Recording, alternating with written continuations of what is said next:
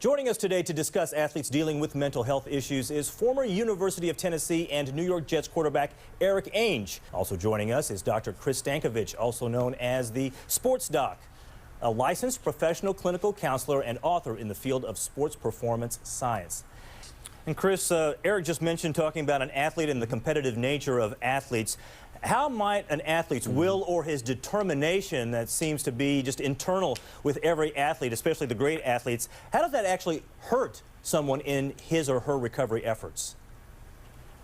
Well, I think that's a great question, Michael. And in my experience, many athletes who have achieved greatness or elite level have done that because they're the first ones to practice, the last ones to leave. They have a lot of autonomy in their lifestyle. They're always training to get better.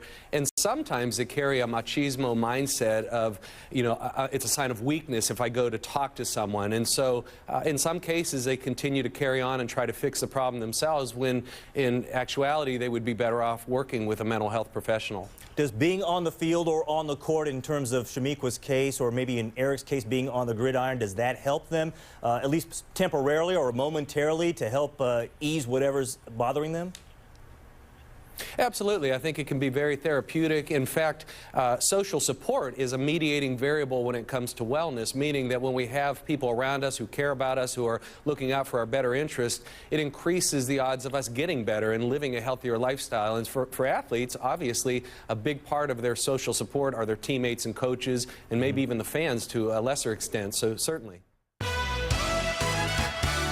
It can be easy to do. Start practicing months in advance. Throw in 3 or 4 games a week, and it doesn't take long before your child is pretty burnt out on the sport that they love.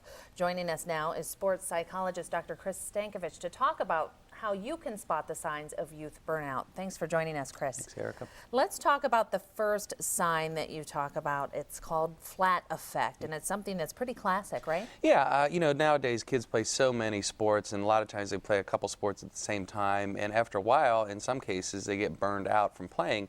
It doesn't mean that they don't want to play ever again, but sometimes they need a break for a little while. And a lot of times, one of the first signs is that flat affect, where they don't have that emotional component that they used to have when they were going to a game or after a game, the excitement, the pride that they showed.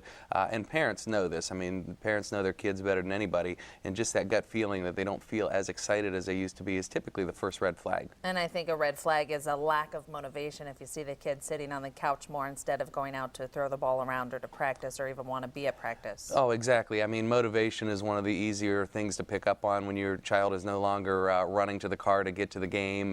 And another thing that we often see is that lack of interest in talking about the game afterwards, and that pride that a lot of times is present when a kid has a good game.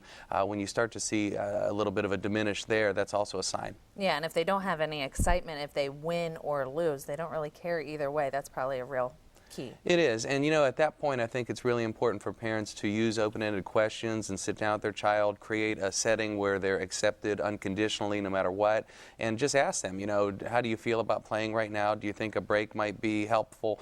And listen closely and try to accommodate your child's needs if he or she does state that a small break might really help.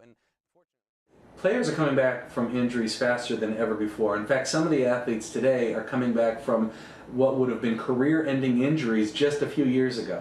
Adrian Peterson, the running back for the Minnesota Vikings, Robert Griffin III for the Redskins, 2 examples of guys who just a couple years ago might not have ever played again, and in both situations they're back on the field. And I think we have to look at not only the individuals and is this the safest move for them to come back so quickly, but also the impact on kids. Are we seeing more families develop unrealistic expectations when a youngster has an injury that really needs more time to recover, but instead they see their celebrity star athletes on the field back out there again?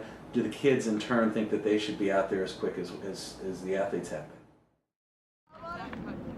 In schools across Ohio, more than 60% of coaches are not teachers. In most cases, they have not been formally or even informally trained to work in a capacity with kids, which is startling to sports psychologist Dr. Chris Stankovich.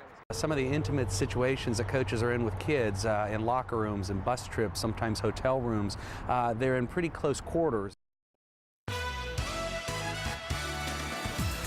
We've all heard it before. Sometimes you just need a little confidence to get you going in the right direction, and sports is no different. So joining us now is Dr. Stankovich, sports psychology expert, to talk about how confidence is linked to athletic performance. Thanks for joining us once again, Thanks, Chris. Erica.